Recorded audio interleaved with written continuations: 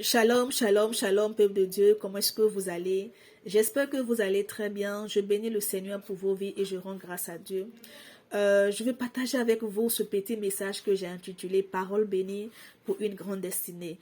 Oui, pourquoi pour une grande destinée? Parce que toi et moi, bien-aimés, nous sommes tous, Dieu nous a tous appelés vraiment à une grande destinée. Dieu nous a appelés tous à de grands projets.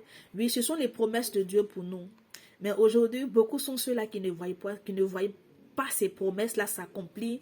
Beaucoup sont ceux-là vraiment qui n'arrivent même pas à entrer dans l'accomplissement véritable de leur destinée. Et aussi, par contre, il y a certaines personnes qui entrent, mais aussitôt qu'ils entrent, ils ressortent et ils se retournent à la caisse de départ. Est-ce à dire que Dieu est injuste? Non, parce que nous savons que le Seigneur, que le Dieu que nous servons, Dieu veille sur sa parole. Il veille sur sa parole pour l'accomplir. Mais d'où vient le problème? Qu'est-ce qui empêche aujourd'hui beaucoup, qu'est-ce qui détruit aujourd'hui beaucoup de vies avant même l'accomplissement, avant d'avoir vu véritablement l'accomplissement vraiment de leur destinée. Je vais partager avec toi, bien-aimé, un élément parmi tant d'autres, oui, que le diable utilise pour détruire des destinées et écouter des vies. Vous savez, dans le livre de Juges, la Bible nous dit que il y avait une femme qui était stérile. Et cette femme-là, le Seigneur a envoyé son ange vers elle, afin de lui annoncer cette bonne nouvelle que elle allait avoir un enfant, et cet enfant-là, Dieu avait déjà choisi cet enfant-là pour être juge en Israël, afin de libérer le peuple d'Israël de la main des Philistins. Afin de libérer donc le peuple d'Israël donc de la main des Philistins.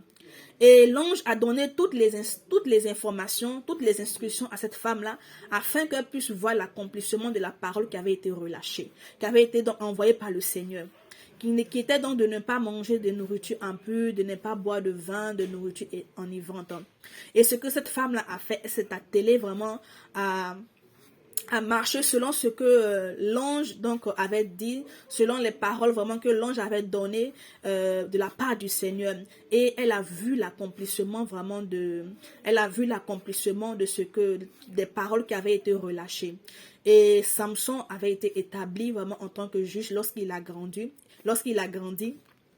Et la Bible nous dit que il était dans l'exercice de sa mission. Il était sur le chemin de sa destinée que Samson a fait la rencontre d'une femme du nom de Dalila. C'est là que tous les problèmes de Samson ont commencé. Lorsqu'il a fait la rencontre de cette femme-là, Samson vraiment, aussitôt qu'il est entré dans sa destinée, aussitôt que Samson est sorti, sa destinée a été écoutée à cause de quoi? À cause du sexe. C'est un élément parmi tant d'autres que bien aimé le diable utilise le sexe pour détruire des vies. Tu sais bien aimé comme toi et moi que effectivement c'est un élément que le diable utilise beaucoup. C'est un atout que le diable utilise beaucoup de nos jours. Et la Bible nous dit donc que Samson a perdu sa vie. Sa destinée a été écoutée. C'est vrai qu'il a fait 20 ans en tant que juge en Israël. Mais je ne pense pas que c'était le temps que Dieu avait réparti pour lui. Il est parti aussitôt. Il a échoué même. Bien-aimé, je veux te parler du sexe, des rapports sexuels. Bien-aimé, aujourd'hui je peux te parler de cela parce que, oui, moi j'ai connu le monde. J'ai connu toutes ces choses. Mais Dieu m'a fait la grâce d'en sortir. Dieu m'a fait la grâce aujourd'hui. Dieu m'a donné un mari aujourd'hui. Dieu m'a casé. Mais il y a des personnes, il y a des amis que moi j'ai connus qui n'ont pas vraiment pu bénéficier de cette grâce-là. Qui ont perdu, qui ont quitté ce monde.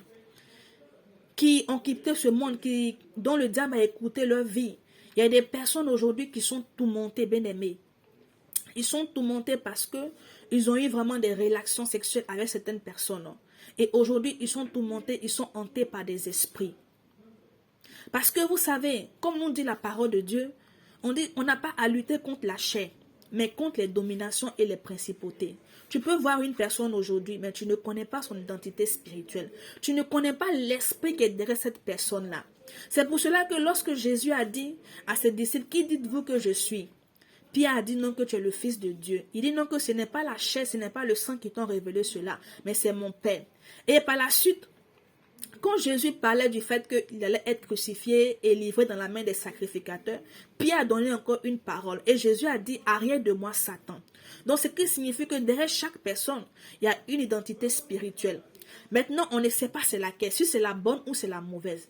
Mais puisque toi, tu n'as pas les yeux spirituels, puisque toi, tu ne connais pas vraiment qui véritablement, qui est cette personne-là spirituellement. Donc, lorsque tu couches avec une personne bien-aimée, puisque c'est un échange, Aujourd'hui, beaucoup de personnes aujourd'hui prennent tout ce qui est prévention pour ne pas tomber enceinte, tout ce qui est prévention pour ne pas attraper des MST, des maladies incurables. Mais est-ce que vous savez que toutes ces préventions que vous utilisez, cela n'immunise pas les esprits. Les esprits, ça n'empêche pas aux esprits vraiment d'entrer dans votre vie. Ces préventions, elles vous préservent juste de la maladie. Juste peut-être que tu ne veux pas avoir d'enfant. Mais ça ne t'immunise pas contre les esprits. Donc, chaque fois que tu as des rapports avec une personne bien-aimée, c'est un échange. La personne te communique l'esprit qu'il a. Toi, tu communiques ton esprit que tu es à cette personne-là. Et c'est ces esprits-là qui viennent détruire des vies, qui viennent combattre ta destinée, t'empêcher d'entrer véritablement dans ta destinée. C'est pour cela que la Bible nous parle de la fornication. D'avoir des relations, des rapports sexuels avant le mariage. Parce que c'est dangereux. C'est dangereux pour toi-même. Vous savez, le plus souvent, on a comme l'impression que lorsque Dieu nous dit de ne pas faire telle chose, lorsque on va s'atteler à ne pas le faire, ça va grandir Dieu. Dieu est déjà grand.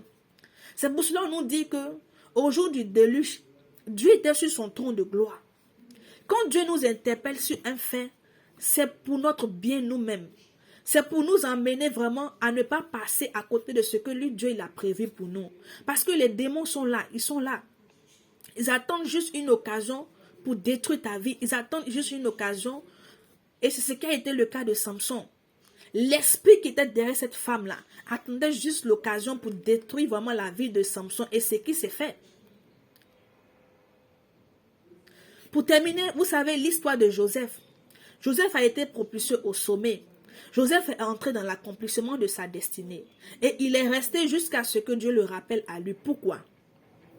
Parce que Joseph n'a pas couché avec la femme de Potiphar. La femme de Potiphar, c'est elle qui était venue vers Joseph. Mais il y avait un esprit qui était derrière cette femme-là, qui voulait détruire la vie de Joseph, qui voulait détruire la destinée de Joseph, qui voulait détruire sa destinée.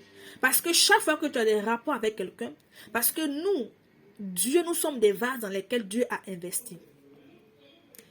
Et chaque fois que tu as des rapports avec quelqu'un, la personne prend l'esprit qui est derrière cette personne-là, prend vraiment ce que Dieu a mis en toi.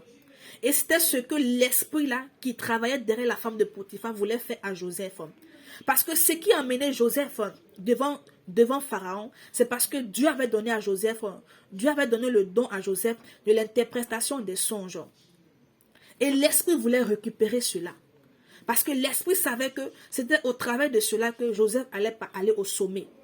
Donc, il voulait récupérer cela en Joseph. Mais Joseph a compris et il n'a pas couché avec cette femme-là. C'est ce qui a permis à Joseph d'entrer dans l'accomplissement de sa destinée. Bien-aimé, j'aimerais dire à un frère et à une soeur, il y a des frères aujourd'hui qui brandissent comme des trophées du fait qu'ils aient couché avec telle fille, telle fille, telle fille. Mais tu ne connais pas l'impact spirituel que ça sur toi. Toi, tu vois les choses de façon physique. Mais spirituellement, chaque fois que tu pars avec ces personnes-là, il y a un impact spirituel, un impact spirituel sur ta vie. Tu as une grande destinée à accomplir, bien-aimé. Attends vraiment le temps. Attends ce que vraiment Dieu... C'est vrai que ce n'est pas facile, mais demande au Saint-Esprit de t'aider et attends vraiment à ce que l'homme que Dieu a choisi pour toi, la femme que Dieu a choisi pour toi, pour que vraiment vous puissiez entrer vraiment dans le mariage, pour que vous puissiez entrer vraiment dans...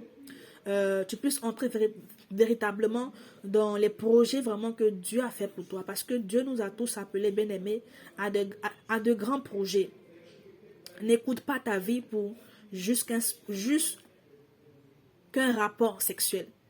Ne détruis pas ta destinée. Juste à cause de ce qu'on va te donner, le matériel, et coucher avec toi. Ne détruis pas ta destinée. Parce que tu vaux plus que ce que cette personne te donne. Et Dieu a mis beaucoup de choses en toi qui ont plus de valeur que cette personne pourra te donner. J'aimerais juste t'encourager, bien-aimé, à vivre dans la sanctification. T'encourager à te préserver jusqu'à ce que Dieu emmène celui ou celle qu'il a prévu pour toi. Ça va t'éviter aussi des combats. Parce qu'il y a certaines personnes aujourd'hui qui sont mariées, mais bien aimées, ils sont combattus par ces esprits-là. Beaucoup de personnes en souffrent. Beaucoup de personnes sont tourmentées. C'était juste partager ce message avec toi. Et que la grâce de Dieu vraiment demeure sur vous. Que le Seigneur vous accorde sa paix. Shalom.